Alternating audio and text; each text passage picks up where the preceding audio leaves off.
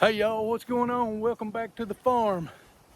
I thought I'd bring y'all in and show y'all what it looks like to be prepared for freezing weather. Good morning, Goose. To be prepared for freezing weather when you have so many birds. So let's go take a look.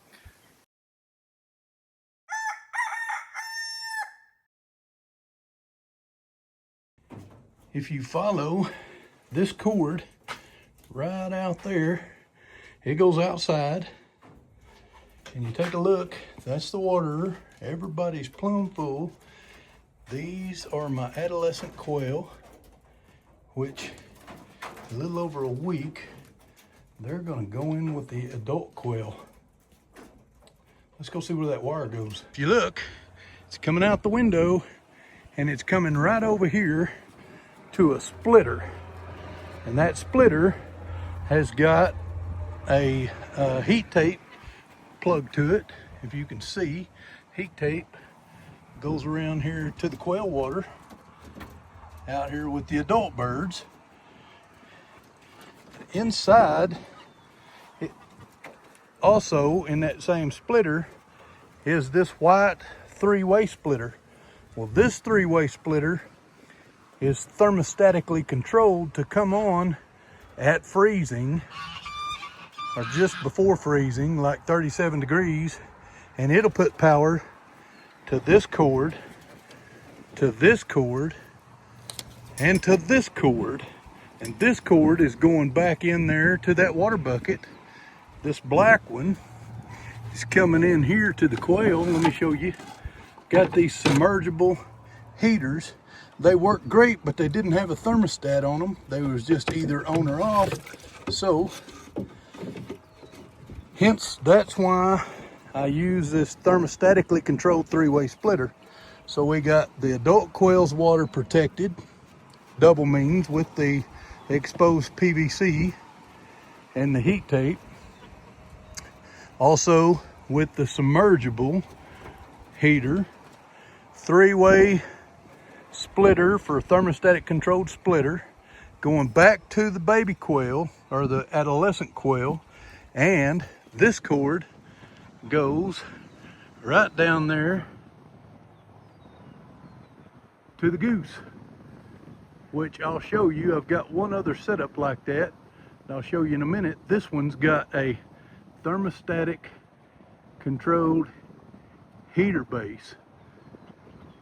So guess what I need to do?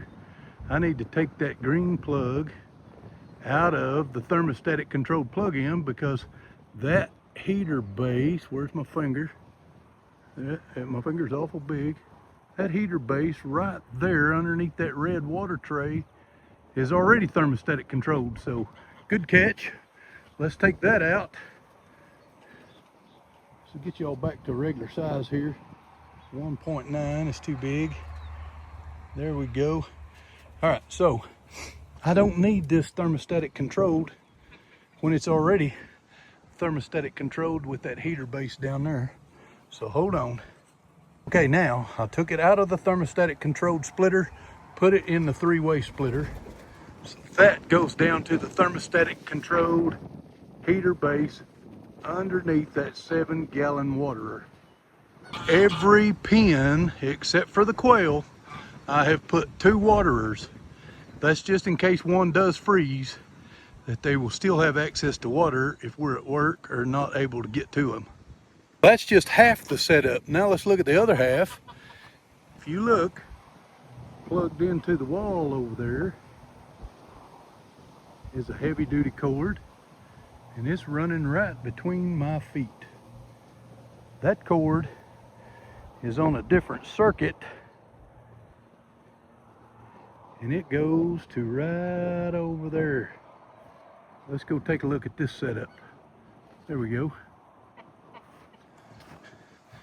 So this guy, once again, this cord goes to a 3-way thermostatic splitter, and I have also messed up this one because I need a splitter right here. I don't need this cord on thermostatic controlled splitter. It needs to be on its own power, because right over there is another thermostatic controlled water base. It has its own thermostat control, so I don't need it to be split out of a thermostatic controlled. Let me go get that splitter and I'll come right back. I'm so glad I reviewed this with you guys to see my setup, because if I hadn't of, I don't know what kind of deal that would have been. It's just not the way it's designed, so I didn't want to take a chance.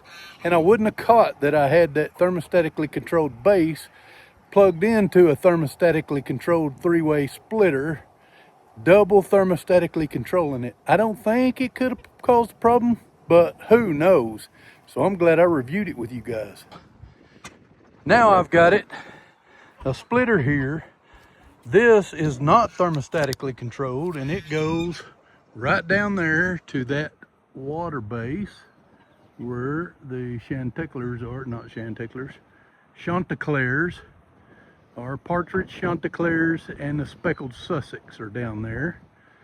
So now they're good.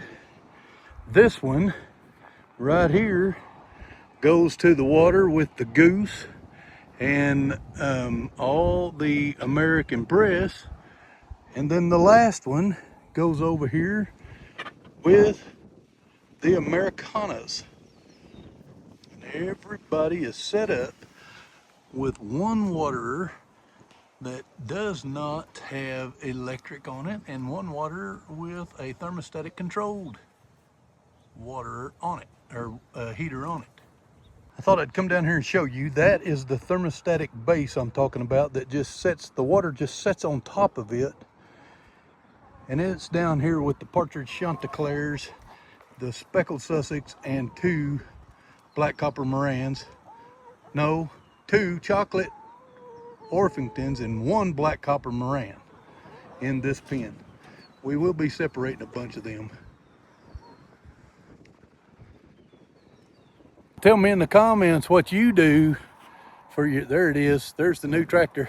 Tell me in the comments what you do to protect your water for your livestock during cold weather, which we are supposed to have coming. Sorry again about the wind. God bless y'all, and we'll see you again on the next one. I don't know how well y'all can see that, but it's like 10 minutes before legal light, and I got a small buck in there. He is eating corn off of my spinner plate again. I think it's the same one that I took the video of 2 days ago. I've got to get a basket over that spinner plate so that can't happen.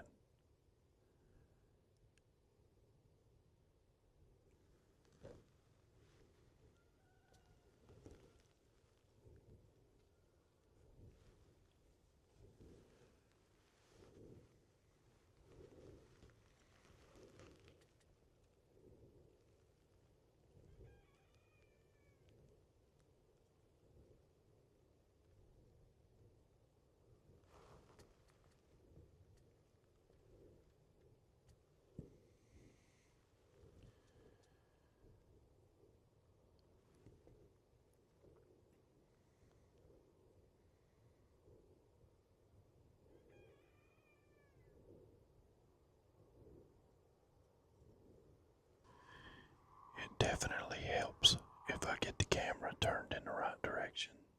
Sorry about that. You can see him eating off of that spinner plate right now.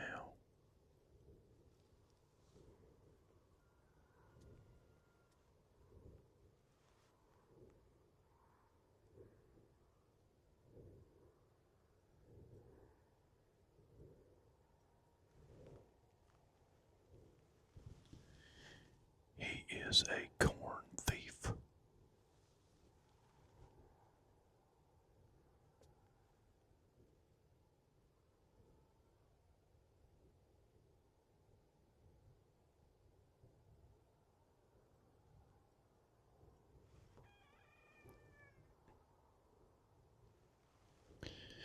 Just maybe his grandpa will come in here. He's heading out. he's walking around a little bit, y'all.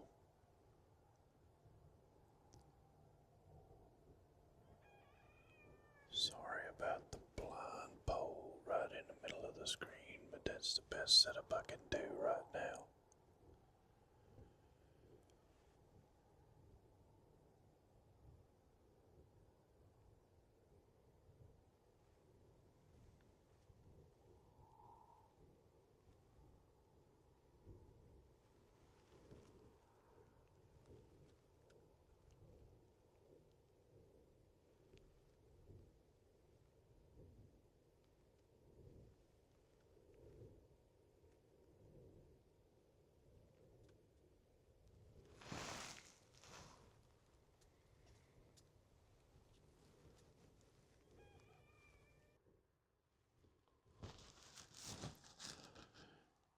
That little buck left out of here 6 minutes ago.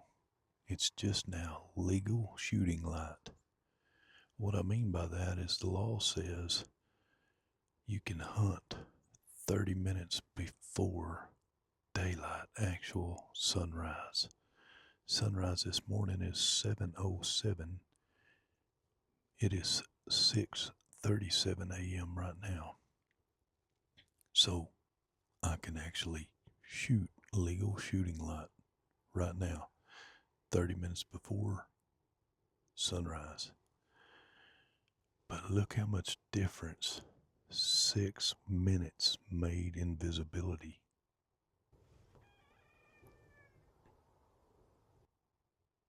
It's crazy, isn't it? Hey, this is a different buck altogether. He come in about 10 minutes after I got out of the blind, y'all. After I shut down the live, this guy came in. But he is a 5-4. He's got 4 on one side and a single horn on the other. It's not broken. That's the way it is. Anyway, they are moving. They're moving in the light, but not the big ones. Not yet. At least not here.